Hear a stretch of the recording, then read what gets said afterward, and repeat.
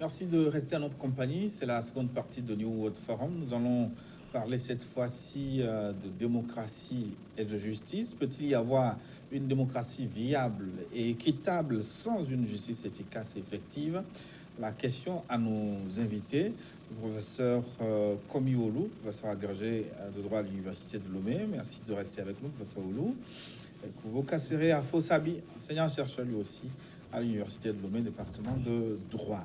Merci. Et donc, avant d'aborder ce sujet qui m'a été inspiré par un colloque que vous avez organisé cette semaine, un colloque de votre parti, le Parti socialiste pour le renouveau, où vous êtes interrogé sur le lien entre démocratie et justice. Pourquoi? Vous savez, bon, le thème même c'est justice et démocratie.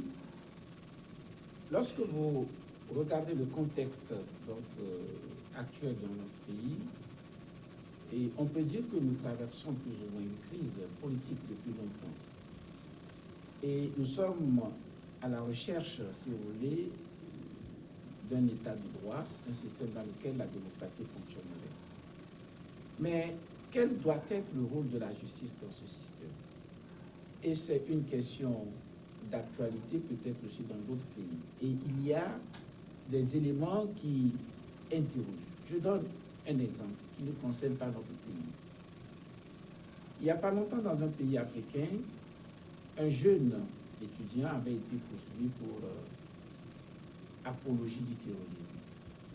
Et après 4 années de détention provisoire, la condamnation définitive après le recours s'élevait à 4 mois d'emprisonnement avec sursis. Cela voudrait dire que ce jeune homme n'aurait jamais dû se retrouver en prison. Et pourtant, il a perdu 4 années de sa vie. Pour l'expression qu'il a eu à faire. Quand vous prenez l'exemple aussi de notre pays, vous voyez les jeunes qui sont en prison, parfois pour des propos anodins. Quand vous prenez les manifestations qui sont organisées dans notre pays, et dans des contextes parfois qui obligent les gens ou amènent les gens à des situations d'irrégularité, parce que le mécanisme, même dans son ensemble, a mal fonctionné. Parce que les manifestations sont interdites, non pas de la façon requise, mais simplement parfois par des communiqués. Et donc, le mécanisme fonctionne mal, les gens se retrouvent en prison. Et dans ce contexte, il faut s'interroger sur le rôle de la justice dans la réalisation de la démocratie. Et c'est cette préoccupation qui a été exprimée, qui a donné lieu à ce colloque. En réalité, il y a plusieurs aspects qui ont été débattus. Et je crois probablement que dans les développements, nous allons aborder ces différents aspects. Et on le dit souvent, si dans un pays tout s'écroule et que la justice tient debout, rassurez-vous, très rapidement, le pays va se relever. Cela voudrait dire en réalité que dans une démocratie, finalement, la pierre angulaire, c'est la justice. Mais est-ce qu'il revient à un parti politique, est-il le PRC, est-ce qu'il vous revient de vous saisir de cette question de justice? Ce n'est pas si l'on sait simplement... que c'est le parti politique a souvent et toujours une lecture partisane des choses. Pas du tout. Ce n'est pas simplement pour nous un droit, mais c'est un devoir, pour plusieurs raisons. D'abord, vous l'avez vu, nous l'avons inscrit dans le cadre de la formation de nos militants. Et nous pensons que nos militants sont ceux-là qui vont exercer demain les pouvoirs. Et il faudrait qu'ils puissent l'exercer conformément aux principes démocratiques. Ce n'est pas tout. Il faut leur donner les outils, leur permettant d'évaluer ou bien de juger, d'analyser un certain nombre d'éléments qui se passent dans un pays donné, la politique de notre pays. Donc, ça s'inscrit dans le cadre de cette formation. Mais en tant que parti politique, nous avons le droit de prendre position sur un certain nombre de choses qui se passent dans notre pays. Et quand vous dites qu'un parti politique est forcément partisan, nous sommes inscrits dans une logique où même ceux qui sont intervenus, pratiquement tous ceux qui sont intervenus, ne sont pas forcément de notre formation politique. Nous avons recouru à des experts. La plupart sont des avocats, des professeurs de philo, des professeurs de sociologie, des professeurs de droit, qui ne sont pas forcément militants de notre parti. Et donc, vous voyez, on peut, dans le cadre d'un parti politique, faire des formations de façon objective, de façon scientifique. Donc, ce colloque est un colloque purement scientifique, mais qui permet d'évaluer la situation, faire l'état des lieux dans notre pays, mais également de former nos militants. Alors, voilà. Démocratie et justice, je voudrais qu'on comprenne un peu ce qu'on appelle par justice. Est-ce que c'est autre chose que la conformité avec le droit dans un État, ce que vous appelez justice? La justice, c'est vrai que le concept peut être appréhendé de plusieurs façons. Mais la justice dont il a été question, c'est un ensemble d'institutions, de personnel, des procédures qui concourent à trancher des litiges qui naissent dans une société avec une méthode propre à la justice, avec des outils propres à la justice. Parce que vous savez, dans une société, dès que on vit, on est deux, c'est une situation qui est potentiellement conflictuelle. Et il faut nécessairement la justice. Dans le cas d'un État, il faut la justice pour trancher ces litiges-là qui peuvent s'élever entre un citoyen et un pouvoir public, entre un usager du service public avec les agents du service public, etc. Et nous sommes d'autant plus dans un État que les conflits peuvent être récurrents, et surtout dans un contexte où la démocratie devient une pelle rare. Et bien, il y a lieu de s'interroger naturellement sur la justice.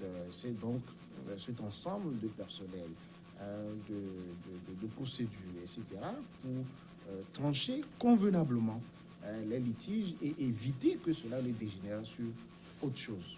Je peux ajouter quelque chose aussi, ouais. Parce que dans le cadre des débats aujourd'hui, et surtout dans le premier panel où nous avons parlé de regard croisé, la justice a été appréhendée aussi comme une justice sociale qui correspond à une répartition équitable aussi des richesses de la nation. Vous voyez, comme je vous le disais, le regard du philosophe, le regard du sociologue, le regard du juriste, et la justice en tant qu'institution aussi a été prise en considération, de même que justice, juste et répartition ou une répartition équitable aussi des richesses du pays. Voilà, donc tous ces aspects, et parce que s'il n'y a pas une répartition équitable donc, des richesses du pays, c'est aussi un frein, si vous voulez, un obstacle à une démocratie. Alors, pour parler de justice pure et dure comme étant la conformité à la loi, est-ce que ça ne pose pas problème dans le contexte africain? Je pose une question profane peut-être, mais est-ce que la justice, le droit naturel n'est pas en conflit avec le droit positif dans le contexte africain? Vous savez, je ne sais pas pourquoi cette question, il y aurait une sorte de conflit. Et quand nous parlons de le droit ou le droit naturel, peut-être on l'oppose au droit positif, le droit naturel qui conduirait à admettre l'existence de certains principes au-dessus même du droit positif auquel le droit positif se conformerait. Non, ce n'est pas, il n'y a pas un problème dans le contexte africain. Parce que nous ne pourrions pas chercher à nous développer, nous ne pourrions pas chercher à avoir des États démocratiques et sans nous référer véritablement à la justice.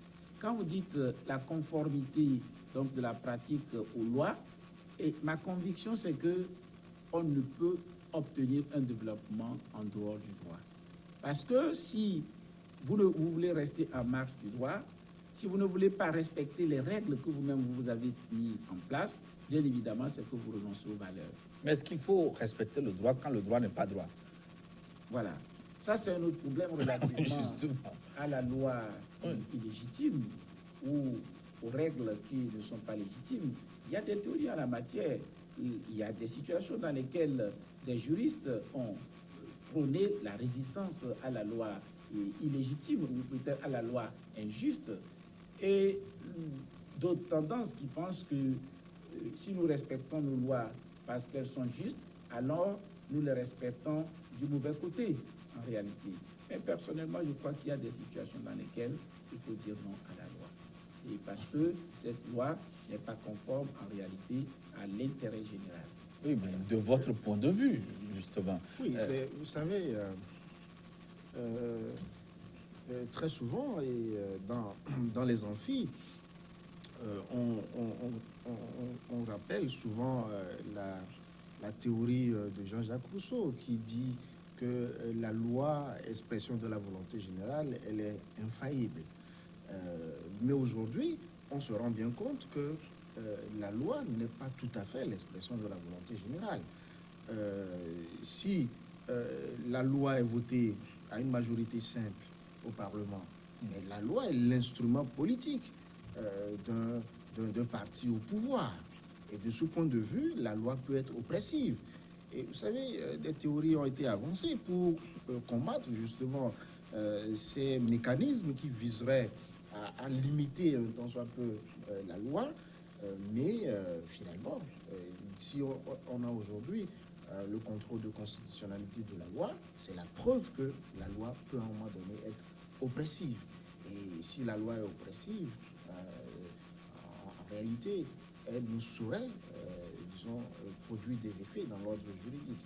Et donc, voilà un peu comment on peut appréhender la oui, donc, situation. alors, vous apportez un peu de l'eau à mon moulin, parce que quand vous, en tant que parti d'opposition aujourd'hui, vous défendez la conformité à la loi,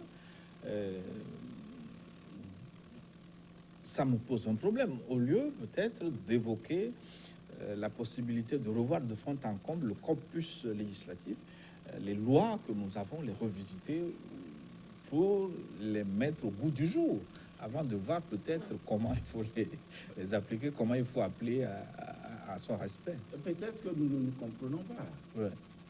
Et quand nous disons justice Et démocratie. nous avons dit le sens que nous avons donné à la justice, d'abord justice sociale, mais aussi justice dans son fonctionnement global. L'indépendance, par exemple, du magistrat, qui est censé trancher les litiges. Et la justice, le juge, un acteur principal face au pouvoir économique. Ce sont les questions de corruption. Un juge corrompu, par exemple, un juge qui serait dans des difficultés matérielles avérées, comment pourrait-il garantir la liberté ou un droit juste aux justiciables? Vous voyez les questions qui ont été abordées. Et quand vous abordez les questions, par exemple, des pesanteurs socio-culturels, comment le juge peut se départir de son ethnie pour savoir que je tranche en ma qualité de juge, je ne suis pas là pour protéger mon ethnie. En ma qualité de juge, je ne suis pas là pour protéger le frère de l'Église, mais je suis là pour dire le droit. Et pourtant, le juge peut être confronté à toutes ces situations. Et le juge administratif, nous en avons parlé, dans le cadre de la liberté de manifester, comment doit-il se comporter pour trouver le juste milieu ou bien trouver la nécessaire protection de l'ordre public sans pour autant sacrifier les libertés, dont la liberté de manifester. Donc, vous voyez, tous ces éléments ont fait partie du jeu. Mais ce n'est pas parce qu'on est un parti politique de l'opposition qu'on ne va pas demander le respect des lois. Regardez les questions de l'impunité, les détournements qui se font sans que ces personnes soient poursuivies. C'est l'ineffectivité de la loi, c'est l'impunité. Et on ne peut pas construire un État viable sans chercher à respecter les lois. Mais lorsque de façon exceptionnelle, la loi n'est pas bonne, il faut le dire. Il faut œuvrer à la modification de cette loi. Et si vous savez, le problème aujourd'hui dans notre pays au Togo n'est pas essentiellement celui de la qualité des lois, mais celui de leur mise en œuvre, comment elles sont mises en œuvre, soit parfois elles ne le sont pas, ou ceux qui sont censés trancher les litiges ne le font pas conformément aux principes requis en la matière. Et dans tous les cas, c'est une question de valeur. C'est pas parce que un parti est de l'opposition aujourd'hui qui va s'abstenir de critiquer la façon dont la loi est mise en œuvre, en espérant que quand il sera au pouvoir, et il en sera ainsi Et d'ailleurs, qu'est-ce qui prouve à ce parti qu'il accédera au pouvoir? Si justement on n'arrive pas à réclamer que les lois qui sont produites soient respectées. Moi, le professeur l'a dit, et je suis tout à fait d'accord que, certes, nous n'avons pas des lois dans tous les domaines, dans tous les rouages de la vie socio-économique du pays, mais le peu de lois que nous avons nous permettent déjà d'atteindre un niveau de démocratie qui soit acceptable. Et c'est déjà un point de départ. Il suffisait donc qu'on respecte ces lois pour que l'on commence effectivement à amorcer le virage démocratique. Oui, mais les questions que j'ai soulevées tantôt viennent des critiques formulées régulièrement contre l'opposition, qui est accusée de soutenir la loi quand elle l'arrange et de la dénoncer quand elle est en difficulté. Justement, c'est pour ça que moi j'avais soulevé ces genres de questions. Qu'en dites-vous, professeur? Vous savez, la loi véhicule des valeurs. Et la loi peut aussi être instrumentalisée. Et lorsque la loi est instrumentalisée à des fins qui ne sont pas conformes aux valeurs qu'on peut considérer comme supérieures, bien évidemment, il est normal qu'on puisse contester ces lois. Et il a eu à le dire il y a quelques instants, le contrôle de conformité donc de la loi à la Constitution, donc ce qu'on appelle le contrôle de constitutionnalité. Si la Cour constitutionnelle peut contrôler les lois et déclarer une loi non conforme, par exemple, à la Constitution, aux valeurs, cela voudrait dire bien évidemment qu'il peut y avoir des lois qui ne sont pas bonnes et que ces lois doivent être revues. Et vous voyez, on peut avoir la loi et mal l'appliquer également, l'appliquer de façon partisane. Et je crois que ce sont les problèmes auxquels les partis d'opposition sont souvent confrontés. Ce sont ceux qui sont chargés d'appliquer la loi, nos ministres, qui parfois l'appliquent de façon biaisée, qui l'appliquent de façon anormale. Je prends des exemples. Lorsqu'un ministre se reconnaît le droit d'interdire, par exemple, par arrêté, des manifestations durant toute la semaine, c'est une violation de la loi. Mais pourquoi vous ne l'attaquez pas devant les tribunaux, justement? Mais écoutez, on ne peut pas exclure cette éventualité, mais c'est la crise parfois donc qu'il y a au niveau même de ces institutions. Et ça pose le problème de la justice et de la démocratie. Encore faut-il que vous ayez des juges ouverts, des juges qui ne se donnent pas l'obligation eux-mêmes de se subordonner au pouvoir politique. Des juges qui ne soient pas sous cette contrainte de dire « Ah, moi je ne veux pas m'opposer au pouvoir politique ». Aujourd'hui, on nous racontait une histoire où certains juges qui se permettent de dire « Bon, j'irai voir le ministre, il n'y a pas d'instruction sur ce dossier-là ». Bon, ça, ce sont des paroles non vérifiables, donc c'est difficile écoutez, de les entériner. On ne peut pas dire que ce ne sont pas des paroles non vérifiables. Les faits sont là.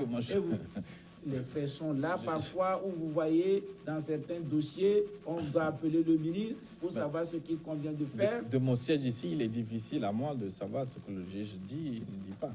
Dans tous les cas, ce ne sont pas des hypothèses d'école. Et le fait que ces risques existent suffit pour qu'on puisse en parler et suffit pour qu'on puisse mettre en garde ceux qui sont censés peut-être demain exercer le pouvoir et ceux qui aujourd'hui l'exercent. Vous parlez d'instrumentalisation de la loi. Est-ce que vous n'en faites pas autant? Dès qu'on met la main sur un opposant aujourd'hui, tout le monde crie.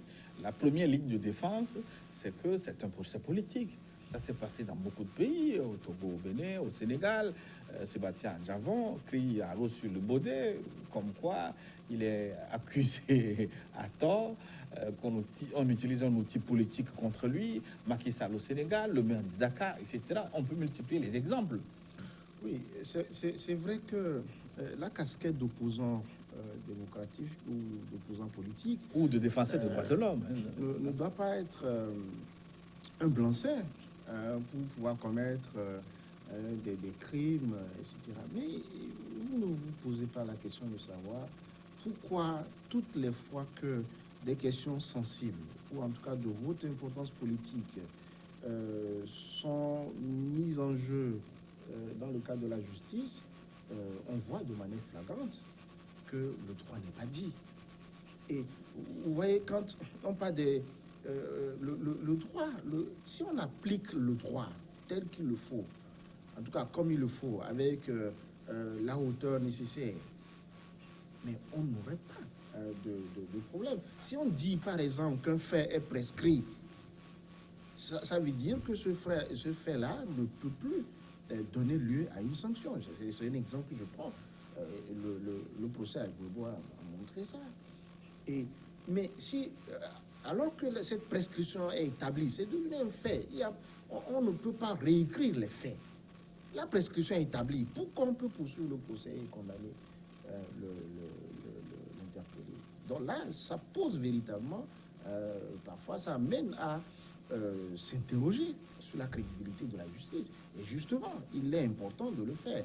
Et là où on garde un peu toute la lucidité sur cette question, mais c'est qu'on ne s'est pas focalisé sur l'aspect politique seulement. Il y a aussi, le professeur l'a rappelé, les pesanteurs socio-économiques ou socio-culturels. Il y a tout un ensemble de facteurs, pas seulement politiques, mais qui peuvent agir, en tout cas exercer une certaine pression sur le juge. Et justement, le rôle du juge, c'est de pouvoir se montrer à la hauteur, d'être au-delà, ou en tout cas au-dessus de la mêlée, et dire le droit. Parce qu'il est là, en tant que juge, non pas parce que il a le droit de vie et de mort sur les justiciables, mais parce qu'il s'agit d'appliquer une règle avec la rigueur que cela implique, et que cela frappe ou que cela favorise, eh bien, mais est-ce que vous avez le droit de commenter ce que les juges disent, d'apprécier ce qu'ils font dire, qu'ils font bien ou qu'ils font mal? Est-ce qu'il ne faut pas considérer les juges comme les arbitres sur un terrain de football? Ils sifflent et tout le monde s'aligne. Ma profession même d'enseignant-chercheur et en droit me donne l'obligation même de commenter les décisions des juges. Et forcément. Parce que l'interprétation même de la loi doit répondre à un certain nombre de principes, un certain nombre de critères. Si le juge ne le fait pas comme il se doit, bien évidemment, il faut le relever. Prenons par exemple le juge pénal, ça a fait l'objet de débat aujourd'hui. D'abord, dit le juge pénal et l'état de droit. Nous savons qu'en matière pénale, il faut une interprétation stricte de la loi et qu'on ne peut pas procéder à des raisonnements par analogie et qu'on ne peut pas procéder à une interprétation large. Parce que ce sont les libertés, ce sont les questions de vie des citoyens qui sont en jeu. Et si un juge, en cette matière par exemple, procède à une interprétation large, c'est mon devoir de lui dire. Et si un juge, par exemple, applique mal la loi, c'est mon devoir de lui dire. Je donne un exemple ici qui parle, heureusement ce n'est plus une question d'actualité. Il y a quelques années, il existait une disposition au terme de laquelle les litiges nés dans la zone franche ne relevaient pas de nos juridictions. Et ces problèmes étaient traités dans l'enceinte de la zone franche et par un comité administratif. C'est privé les justiciables d'un droit fondamental, constitutionnel, l'accès à la justice. Si dans ces conditions, un juge devant qui on invoque cette exception d'inconstitutionnalité, qui malgré cela ferme les yeux, dit « moi je ne suis pas content » et je ne renvoie même pas à la Cour constitutionnelle, c'est que le juge a mal fait son travail. Les juges ne sont pas des personnes infaillibles. Parfois, ils peuvent le faire par ignorance.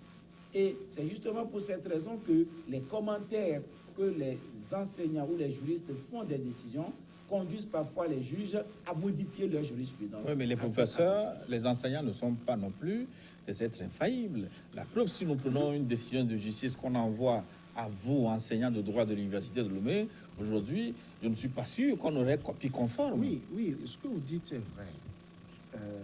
Les enseignants ne sont pas des hommes infaillibles. Mais à la différence du juge, les enseignants ne prennent pas de décision. Les enseignants ne peuvent pas, par exemple, envoyer un innocent en prison. Et vous savez, je prends un exemple. Si on parle, par exemple, du recel, est-ce que le recel peut exister sans que le vol été commis. Maintenant, si vous êtes dans un procès, ou en tout cas vous voyez une décision, où on condamne un justiciable pour recel, alors que l'infraction principale n'a même pas été évoquée, ça va vous interroger. Je dis même c'est un impératif pour les enseignants de commenter et de dire en quoi les juges ont bien fait, en quoi ils ont mal fait. Est-ce que ces commentaires peuvent être consensuels? Non, ça n'a pas ce n'est même pas intéressant que ça soit forcément consensuel. S'il y a un fait qui peut être unanimement apprécié de la même manière, tant mieux. Mais justement, c'est ça la doctrine. La doctrine n'a pas vocation à dire exactement la même chose. Et donc, c'est au juge, normalement, de puiser aussi dans ses réflexions, dans ses commentaires, la source de son inspiration. Et ne pas s'abandonner. Mais, vous savez, quand un juge prend une décision, après avoir consulté sur le dossier des personnes extérieures, des experts, ou en tout cas des personnes ressources, eh bien, il ne décide pas de la même manière que si lui-même, seul, il s'enferme dans son bureau pour prendre des décisions. Vous savez, c'est un impératif que l'enseignant s'interroge sur le métier, ou en tout cas le travail du juge, parce que, on l'a dit, les juges sont des êtres humains, faillibles, comme les autres êtres humains, et donc il est intéressant de pouvoir rappeler, même parfois, ne pas simplement se borner à rappeler, mais sanctionner même le juge. Si par exemple, un magistrat utilise les pouvoirs qui lui ont été conférés, non pas pour rendre justice, mais pour se venger à l'égard d'un citoyen. Et là, il est impératif que si les faits sont clairement établis, qu'ils puissent être pris, en tout cas, des actes pour permettre, en tout cas, de remettre en cause ces différentes situations, ou alors de décourager ces genres de pratiques. Oui, c'est l'état de droit. Mon problème, c'est que dès lors qu'il s'agit d'interprétations qui peuvent aller dans tous les sens, il me semble que ça devient un exercice compliqué, un exercice partisan. Je vous envoie comme exemple, par exemple, un débat sur la rétroactivité ou non, sur l'application immédiate ou non de la loi au cas où la Constitution devait être modifiée au Togo. J'ai vu deux éminents professeurs se bagarrer intellectuellement sans qu'il y ait consensus. Ça veut dire que chacun a son point de vue, comme les juges. Vous savez, ce n'est pas parce qu'il y a divergence de point de vue sur une question qu'on dira qu'il n'y a pas de règles permettant de faire une interprétation d'un texte.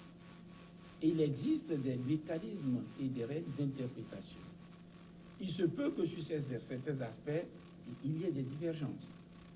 Et je ne veux pas revenir sur ce débat, mais lorsque vous vous rencontrez, vous discutez, les juristes entre eux peuvent se comprendre et savoir peut-être à quel niveau, par exemple, ils ne se comprennent pas. Vous comprenez rarement. Ce n'est pas ça le cas. Et regardez, c'est tout à fait normal qu'un texte puisse faire l'objet de plusieurs interprétations. Et cela permettrait en réalité aux juges, en quelque sorte, de pouvoir s'inspirer de ces lectures, de s'inspirer de ces différentes opinions et peut-être adopter une position finalement qui peut être la position médiane. Je vous donne un exemple, le principe d'interprétation. On nous dit que la loi cesse là où cesse sa raison d'être. Ce qui signifie quoi? La finalité est avant tout une exigence fondamentale. Et s'il y a des divergences d'interprétation, mais on peut se référer à la finalité de cette loi. Et on peut faire une loi aujourd'hui qui, dans 20 ans, 30 ans, peut être interprétée autrement. Pourquoi? Parce que le contexte a changé. Ce ne sont pas les hommes qui sont faits pour la loi, c'est la loi qui est faite pour les hommes, en réalité. De sorte que la loi est destinée à régler un problème. Si les conditions ou les circonstances changent, bien évidemment, on peut interpréter autrement la loi.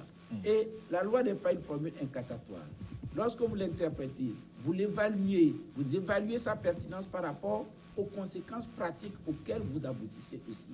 Et si la loi est susceptible de deux interprétations, dont l'une aboutit à des conséquences néfastes pour la société, néfastes pour la protection des droits, on l'écarte au profit de celle qui, en réalité, peut permettre de réaliser sa finalité ou bien celui qui irait dans le sens de l'intérêt général. Et vous savez, il est fréquent que le juge adopte une interprétation donnée de la loi, mais à l'épreuve des faits, il se rend compte que cette interprétation-là, elle est peut-être moins judicieuse.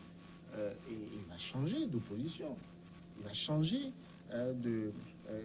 d'interprétation.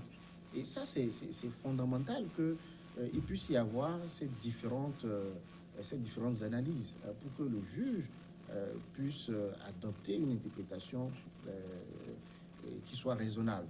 Mais le vrai problème, c'est quoi? C'est pas si tant que le juge a interprété une loi de bonne foi et qu'on n'est pas qu'on déplore. Non, le juge peut commettre une erreur. Et ce n'est pour rien d'ailleurs que il y a plusieurs niveaux de juridiction. On a des juridictions de premier ressort, deuxième ressort, enfin dernier ressort, et ensuite des juridictions de cassation. Et ça veut dire qu'il est possible que le juge se trompe. Un premier juge peut se tromper, le second peut se tromper, et c'est peut-être le dernier juge qui va rappeler, en tout cas, les autres à l'ordre. Donc, si le juge interprète de bonne foi et que cela porte de mauvais résultats, on peut comprendre. Mais lorsque vous avez la certitude, ou en tout cas la quasi-certitude, que le juge a délibérément refusé d'appliquer le droit, on peut plus se réfugier derrière le pouvoir d'interprétation du juge pour le justifier. Est-ce qu'il y a eu un travail scientifique sur le travail des juges au Togo? Est-ce qu'il y a des statistiques dans vos écoles, dans vos laboratoires? Est-ce que sur une année, par exemple, systématiquement, vous avez interrogé les décisions de justice pour sortir des chiffres capables de nous éclairer sur ce sujet aujourd'hui? Non, ce n'était pas l'objectif de notre colloque, bien évidemment. Mais c'est un exercice qui peut être fait, qui est utile, non? Vous savez, dans le cadre des décisions qui sont rendues, et je ne sais pas d'un point de vue du nombre de décisions ou bien de la qualité des décisions. De la qualité des décisions. C'est difficile parce que ce sont des commentaires qui se font des décisions qui ont été rendues. Et comme on vous l'a dit, bien évidemment, il faudrait peut-être prendre un domaine donné, pouvoir commenter tous les arrêts, ce qui serait un travail fastidieux parce que la plupart du temps, quand vous voulez commenter, même vous lisez, vous sélectionnez des arrêts, peut-être qui posent un certain nombre de problèmes que vous voulez aborder. Et ça peut se faire sous forme d'échantillonnage. Il faut chercher quelle est la finalité. Dans tous les cas, il y a des décisions qu'on commente et quand vous commentez que vous trouvez que la décision n'est pas suffisamment bonne, vous le dites. Quand une interprétation n'est pas bonne, vous pouvez avoir des avis divergents sur une interprétation, ce qui est tout à fait normal. Moi, mon problème, c'est que tout le monde dit les juges sont ci, les juges sont ça. Donc, qui est autorisé à qualifier ce que les juges font? Ceux qui le font, même dans les amphithéâtres, les professeurs, est-ce que de façon exhaustive, vous examinez les décisions de justice? Moi, je voudrais quand même que les jugements, les reproches qui se font sur les juges soient basés sur une argumentation solide, scientifique. C'est tout mon... Oui, mais écoutez, si vous avez des avocats qui sont des acteurs essentiels aussi de la justice, qui viennent témoigner sur des cas, non pas des cas racontés, mais des cas qu'ils ont eux-mêmes vécu. Ils ont vu le décalage qu'il y a dans l'application de la règle de droit. Mais écoutez, il est légitime à parler de ce cas et à critiquer la décision qui a été rendue. Donc, ce n'est pas si tant que il faut absolument parvenir à une interprétation unanime de la façon dont le juge fait son travail avant que l'on ne puisse critiquer. Et comme on l'a dit, chacun peut critiquer, mais avec des arguments objectifs. C'est l'objectivité en réalité qui va légitimer, qui va crédibiliser une analyse. Mais si vous adoptez une interprétation militante d'un texte, où vous avez un principe, tout le monde, enfin, on le sait que dans le domaine, voilà comment on appréhende les choses. Mais que vous, peut-être pour des raisons qui sont étrangères justement au droit, vous affichez un autre son de cloche, ben là, ça pose problème. Ouais, À vous suivre, Ouais, on aboutirait peut-être à une situation où on dit les juges sont parfaits, on n'a pas critiqué leur décision. Je vous donne des exemples. Si par exemple, la loi voudrait, pour maintenir une personne en détention préventive, parce que le principe, c'est la présomption d'innocence. Et donc, vous ne pourrez pas mettre une personne en prison avant qu'elle ne soit définitivement reconnue coupable par une juridiction. Et pour qu'il en soit ainsi, détention préventive, les conditions sont bien précisées. 1, il y a un risque que cette personne fasse disparaître les preuves, ou peut-être fasse pression sur les témoins. 2, il n'est pas certain que la personne puisse se représenter. Peut-être quand vous le laissez en liberté, il va s'enfuir. 3e élément, pousse dans son propre intérêt. C'est-à-dire qu'il y a des situations dans lesquelles, lorsque vous laissez l'auteur supposé de l'infraction en liberté, il se pourrait que d'autres se vengent sur lui. Lorsqu'on n'est pas en dehors de ces 3 cas, et qu'une personne arrive, le juge dise à déposer les quand même. La pratique montre où les juges parfois disent, le juge d'instruction dit, moi j'ai souhaité qu'on le mette en liberté, il dit, mais le procureur n'a pas voulu, ou le ministère public n'en a pas voulu. Alors que la position du ministère public ne doit pas s'imposer au juge d'instruction. Ce n'est pas dans notre imagination que nous avons relevé tous ces éléments. Et je vous ai donné l'exemple de ce qui s'est passé, cet étudiant qu'on accusait pour apologie du terrorisme, qui fait 4 ans en prison, et finalement, on le condamne pour 4 mois avec sursis. Cela voudrait dire que, c'est au Sénégal, je n'ai pas donné le pays, mais c'est récent, c'est quelque chose de moins de 3 semaines. Cela voudrait dire qu'à un niveau donné, il y a eu une légèreté. Le pouvoir qui juge est un pouvoir sacré. C'est un pouvoir très fort, qui a le droit de vie ou de mort, parfois même, qui décide de la vie, de la mort, de la liberté des individus. Dans ces conditions, ce sont des pouvoirs à manier. Mais ces interprétations à oui et à dia, des juges qui prononcent des jugements qui sont critiqués, c'est dans tous les pays. Pour autant, faut-il cesser, s'il vous plaît, à pouvoir analyser le fonctionnement de la justice, à pouvoir relever les éléments qui ne marchent pas. Et s'il n'y avait pas ça, il n'y aurait pas amélioration. S'il n'y avait pas ça, il n'y aurait jamais eu de revirement jurisprudentiel. Le juge a besoin d'être éclairé. Et ces débats éclairent le juge. Je vous raconte aussi, je ne monopolise pas la parole, une histoire vraie. Dans le cas d'une consultation qui m'avait été donnée, j'ai dépouillé des décisions de justice et j'ai rapporté un cas, c'était en droit du travail, donc en droit togolais. Lors de l'atelier de validation, par coïncidence, le juge qui avait rendu la décision se trouvait dans la salle. Et lors des débats, finalement, il s'est rappelé cette décision. Il s'est dit, ah, et à la sortie, il est venu me voir. Cette décision, je peux la voir. Est-ce que je peux la voir? On dirait que c'est moi qui ai rendu la décision. Et nous avons vérifié, et c'était lui qui avait rendu la décision. Et nous avons engagé les discussions. Et je me suis rendu compte qu'il ne l'avait pas fait sciemment. C'était une appréciation peut-être erronée de sa part, mais il était de bonne foi. Il m'a dit, ah, je n'avais pas vu cet aspect. Effectivement, et on a discuté, on s'est entendu. C'est parce que j'ai trouvé cette situation anormale que j'ai rapporté cette décision dans le cadre donc, de cette consultation et des débats. Et heureusement, il y avait des avocats, des magistrats, et le magistrat reconnaît que c'était une erreur d'appréciation de sa part. Cela voudrait dire que le magistrat peut mal faire, mais être de bonne foi. Mais aussi, le magistrat peut mal faire parce qu'il a reçu des sous.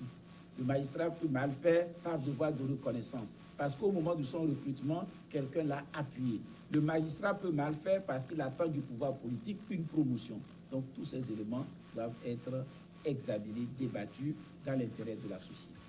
Et ce n'est pas parce que dans beaucoup de pays, il y a des problèmes de la justice que nous allons nous complaire dans notre situation pour dire, voilà, on n'est pas les seuls mauvais.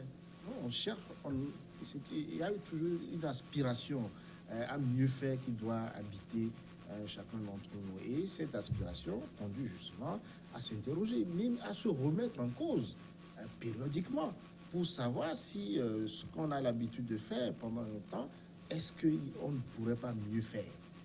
Et je crois que c'est dans cette logique-là que le colloque est organisé. Il ne s'agit pas de venir tirer à boulet rouge sur la justice pour dire qu'il n'y a rien de sérieux qui se fait, mais de poser des questions de manière objective, de prendre des positions de manière objective, et cela pourrait éventuellement inspirer un juge dans une situation peut-être pareille, et ça lui permettrait d'éviter l'arbitraire.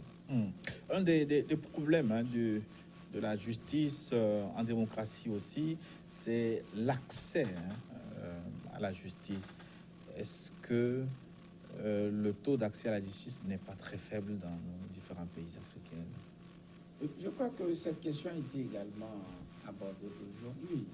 L'accessibilité d'abord sur le plan financier, en réalité, mais également la question d'accessibilité géographique. Quand vous prenez la question de l'accessibilité sur le plan financier, et il faut un minimum possible. Et l'aide juridictionnelle doit pouvoir être disponible pour les indigents, de sorte qu'ils ne soient pas privés d'un droit fondamental. Parce que lorsque vous voulez aller en justice et que le minimum possible, vous ne l'avez pas, vous n'avez même pas les moyens, par exemple, d'avoir les conseils d'un avocat ou l'assistance d'un avocat, ça pose de sérieuses difficultés. La question, par exemple, des personnes poursuivies sur le plan pénal pour des crimes. Et pour les crimes, forcément, la constitution d'un avocat est obligatoire. Mais malheureusement, c'est très souvent à 1 mois, 2 mois qu'on constitue avocat pour ces personnes qui n'ont pas les moyens de le faire. Or, depuis le début, il a pu y avoir des négligences. L'avocat n'a pas pu suivre tout le dossier et à la fin, peut-être que le résultat, c'est qu'on condamnerait un innocent. Ce sont des questions à prendre en considération. Et quand nous disons que l'accès à la justice est un droit fondamental, et nous prenons le cas du Togo, par exemple, où le tribunal du travail n'existe qu'à Lomé. Est-ce que vous pensez que pour quelque chose de 200 000 francs, un salarié de Dapaon, qui ne connaît personne à Lomé, va chercher à saisir un juge? Dapaon qui est à 600 km de Lomé. Dapaon qui est à 600 km de Lomé. Cela voudrait dire que forcément, il renonce à un droit fondamental, qui est celui de l'accès à une justice. Et à la lenteur administrative aussi, qui dissuade ceux qui sont même à 2 km de la justice. Tous ces problèmes font partie donc des questions, et nous n'avons pas la prétention d'avoir épuisé dans toutes ces questions, et ce sont certains aspects, puisque dans tous les cas, chacun des thèmes qui ont été développés pourrait faire d'ailleurs l'objet d'un colloque en soi. Quand nous prenons le juge administratif et la liberté de manifester, ça peut déjà faire en réalité l'objet d'un colloque. Quand vous prenez le juge constitutionnel et la protection des droits de l'homme, ça fait déjà tout un programme. Donc toutes ces questions ont été plus ou moins abordées, et pour pouvoir, comme je vous le dis, former nos militants, parce que les militants mal formés sont toujours un danger pour la démocratie. Il ne faut pas qu'on se voie la face. Il y a manifestement des problèmes avec la justice. Or, cette justice, comme le colloque l'a démontré, est un maillon essentiel de la démocratie. Vous voyez, le ministre de l'administration territoriale, par exemple, qui prend ou qui adresse une lettre à un organisateur d'une conférence de presse, ou dit, selon l'article 6 de la loi sur les réunions et manifestations publiques au Togo, exige que l'organisateur de la manifestation puisse demander l'autorisation du ministre de l'administration territoriale. Alors que quand on prend cet article, l'article 6 de cette loi, il n'a jamais été fait mention du ministre. Le ministre n'apparaît nulle part dans cette disposition.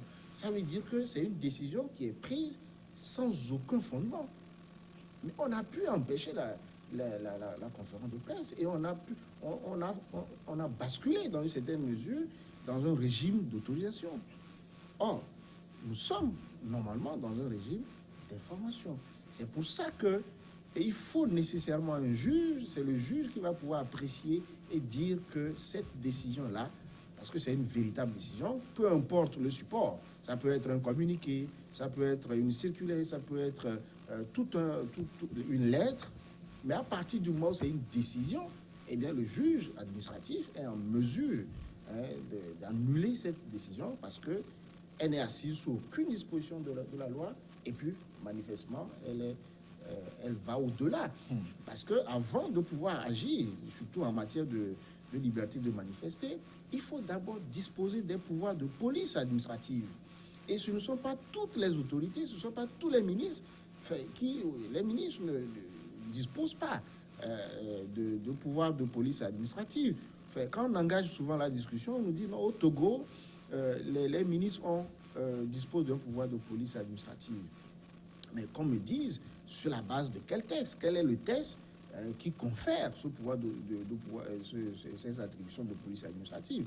À partir du moment où une autorité n'est pas investie des pouvoirs de police, mais qui prend des mesures de police administrative, ben là, manifestement, il y a problème. Là, on n'est pas dans un état de droit. On va soulever cette question devant les cadres du ministère qui vont peut-être répondre dans les prochaines émissions. On va clôturer un autre forum avec cette dernière question. Professeur Ould, vous allez répondre en 30 secondes. À partir de quel moment on peut dire qu'un État devient un État de droit? Est-ce que le vôtre est un État de droit? Pour que nous soyons en présence d'un État de droit, en réalité, d'abord, il faut se référer à la qualité de la loi. Parce que, pourquoi je le dis, la loi doit être même conforme à certaines valeurs. Ce n'est pas parce que la loi a été votée, une loi par exemple qui introduirait des discriminations entre hommes et femmes, on ne va pas dire que parce que c'est la loi, il faut l'appliquer. Non. Donc la loi elle-même répond à un certain nombre de principes. Voilà. Mais le plus important aussi, c'est la soumission de l'État, la soumission des individus eux-mêmes à la règle de droit existante. Donc, et le gouvernement et l'État lui-même dans son ensemble doit être soumis une à la justice loi. Opposable à tous. Bien évidemment. Donc, on peut dire donc, quand nous disons qu'ils sont soumis à la loi, cela voudrait dire que lorsqu'ils ne respectent pas cette loi, il y a un juge qui puisse leur dire vous ne l'avez pas fait et voici les condamnations que vous méritez. Donc, la soumission donc, de l'État lui-même aux règles de droit qui ont été élaborées dans le pays. Merci, professeur Komiwolu. C'est moi qui vous remercie. Monsieur Sabi Kasseni. Oui, l'état de droit. En 20 secondes. C'est un concept qui est assez controversé. Mais ce qu'on peut dire, l'État est considéré comme un état de droit lorsque les pouvoirs publics produisent du droit pour faire régner l'ordre, en tout cas dans la société, mais qu'eux-mêmes, ils se soumettent à ce pouvoir. Ils sont producteurs de ce droit, mais ils se soumettent à ce droit. Là, on peut dire que la loi n'est pas faite seulement pour les autres, la loi est faite de manière générale, parce que quand on est dirigeant aujourd'hui, on doit le savoir. Si on est dans une république, c'est qu'on deviendra un jour, tôt ou tard, un simple citoyen. Et de ce point de vue-là, on ne va pas faire comme si on ne va jamais retrouver le statut de citoyen pour améliorer d'ores et déjà la qualité de nos lois et de nos pratiques. Merci. Nous arrivons donc à la fin de notre forum consacré à la démocratie et la justice. Merci de votre aimable attention. Dans un instant, une nouvelle édition sur votre chaîne.